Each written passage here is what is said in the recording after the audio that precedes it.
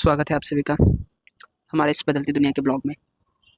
और आइए, आज मैं ये बात करने वाला हूँ कि एक अच्छा समाज, क्योंकि अक्सर मुझे लोग कहते हैं कि आप समाज से अलग रहते हो, समाज से दूर रहते हो, समाज के किसी कार्य में नहीं जाते हो।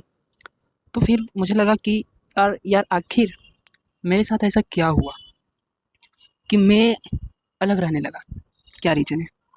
और ऐसे बहुत से लोग हैं, और आने वाले आगे के जनरेशन में जितने भी यूथ होंगे वो सब कहीं ना कहीं एक रेशनैलिटी की तरफ ना वो चलने वाले हैं। और कई ऐसे लोग हैं जो इस समाज से अलग रह रहे हैं। क्यों?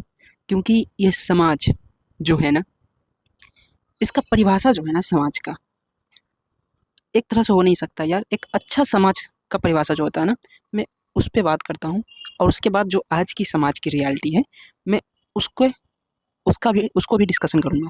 और आप बताइएगा कि आपकी तरफ का समाज जो है ना वो किस तरह का है, हमारी तरह या एक अच्छे आदर्श समाज की तरह।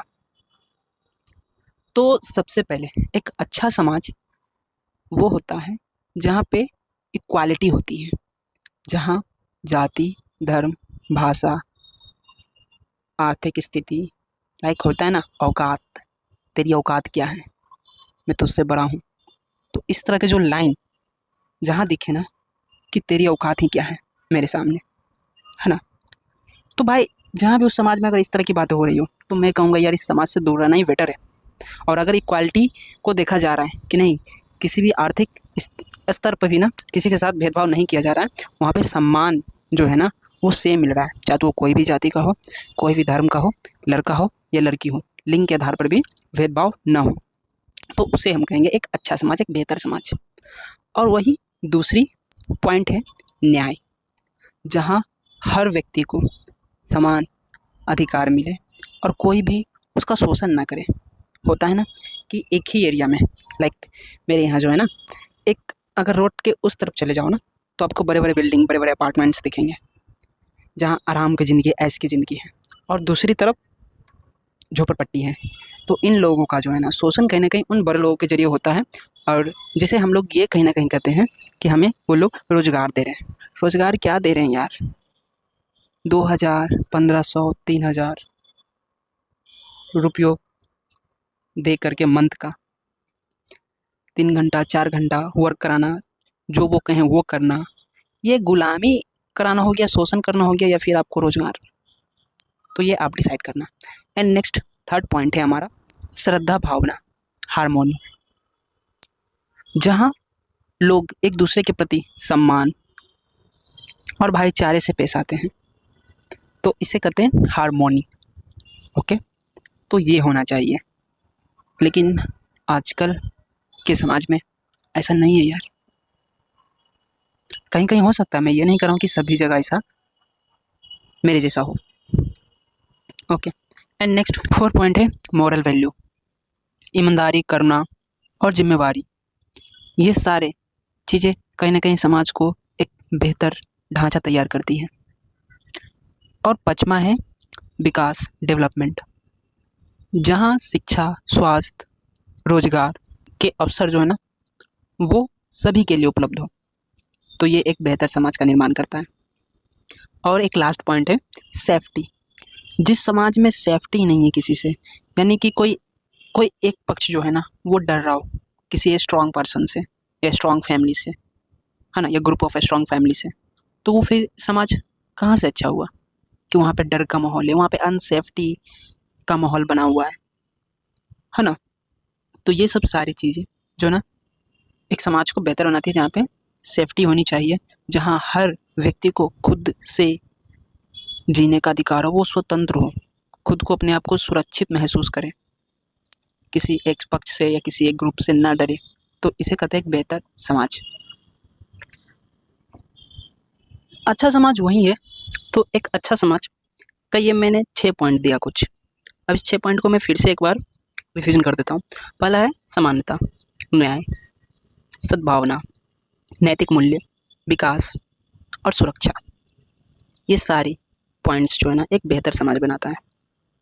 अच्छा समाज वह है जहाँ व्यक्ति को जीने, सीखने और आगे बढ़ने का समान अवसर मिले और लोग एक दूसरे के साथ इंसानियत से पेश आए। सबसे पहले यार, हम सभी इंसान हैं। हम इस तरह से भेदभाव कभी नहीं कर सकते कि मेरी औकात तुमसे ज़्यादा है, या फिर बहुत से ऐसे वर्ड जिसे हम लोग कहीं ना कहीं गाली बोलते हैं। और जिस समाज में इस तरह के लोग होना देने वाले हैं एंड जिनके पास कोई अपना पर्पस ना हो, बस यूं ही बैठे हुए किसी की बुराइयां करना, किसी को ताने मारना, है ना, तो ये एक बेहतर समाज नहीं कहते हैं। इसलिए मुझे हमेशा से बोला जाता है कि तुम समाज में नहीं रहते हो। अब चलिए, मैं जिस समाज में रहता हूँ ना, उसकी हालात बताता हूँ कि क्या होता है यहाँ पे। तो सबसे पहले हम लोग बहुत ही छोटे से समाज में रहते हैं, जहाँ पे मुश्किल से 300 से 400 फैमिली रहते होंगे बस।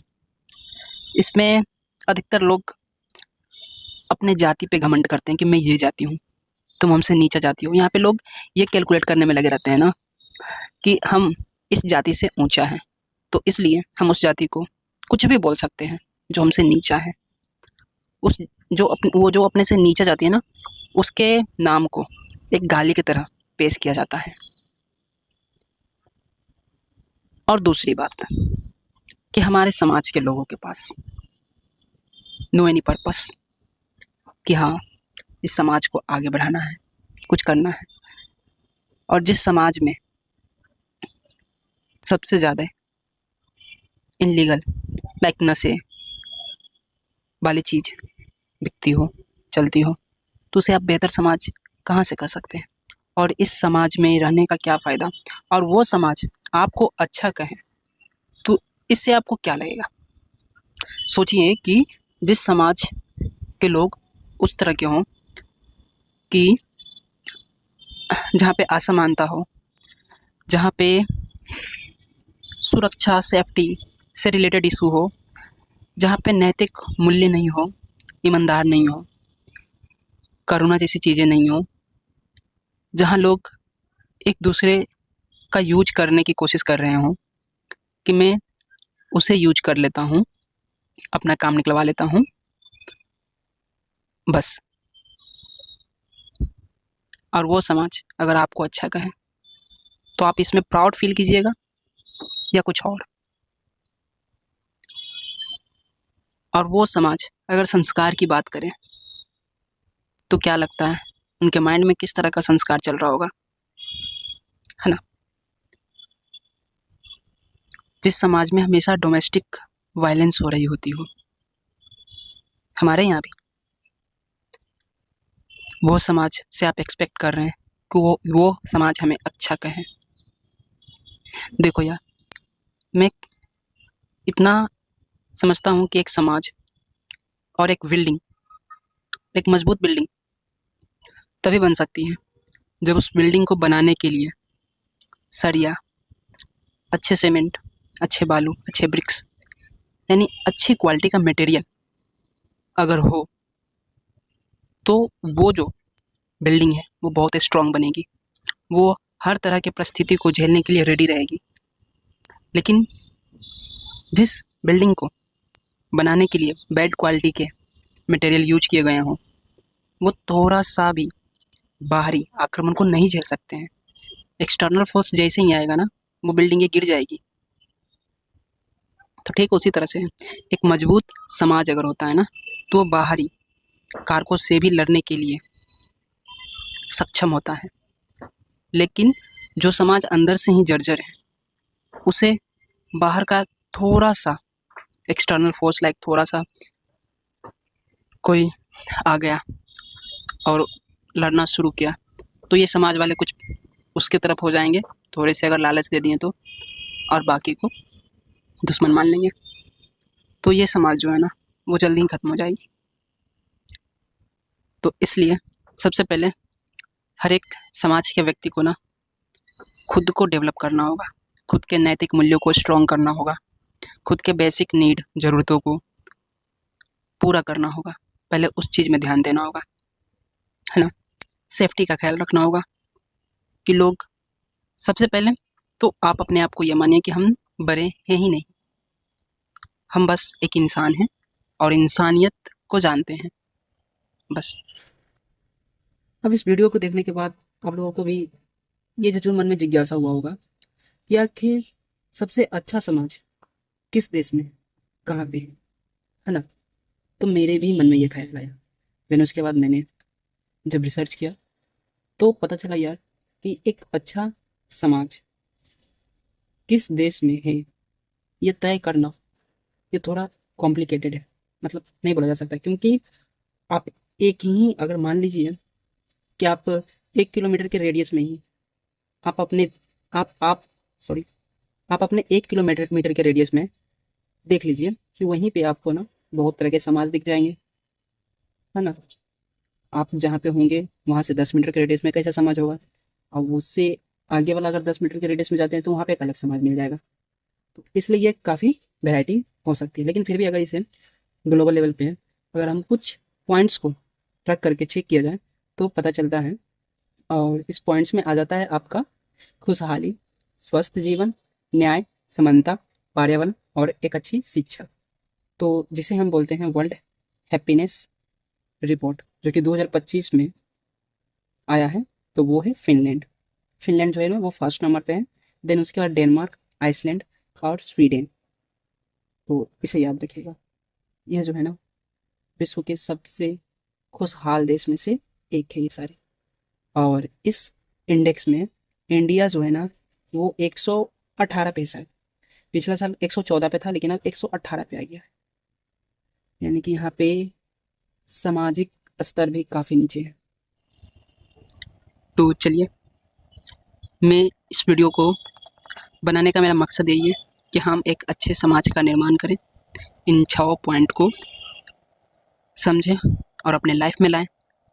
क्योंकि हम आने वाले समाज को एक क्रिएट करने वाले युवा हैं, और हम ही से आने वाले जो जनरेशन होगी, हम जो उन्हें सीख देंगे वो उसी से आगे का समाज को निर्माण करेंगे। तो इसलिए बुक्स में ओनली आपके सब्जेक्ट कहीं ना कहीं पढ़ाए जाते हैं, जो ये चीज़ें नहीं पढ़ाते कि एक अच्छा समाज का निर्माण कैसे हो, नैतिक मूल्य कैसे आए। तो ये सारी चीज़ों को हमें ध्यान में रखते हुए हमें आगे के समाज को क्रिएट करना है। तो चलिए मिलते हैं नेक्स्ट वीडियो में। इस बदलती दुनिया का ये छोटा सा प्रयास आपको कैसा लगा कमेंट में बताइए, और शेयर कीजिएगा इस वीडियो को। सब्सक्राइब नहीं किए हैं तो सब्सक्राइब कीजिएगा। चलिए मिलते हैं नेक्स्ट वीडियो में। Good night.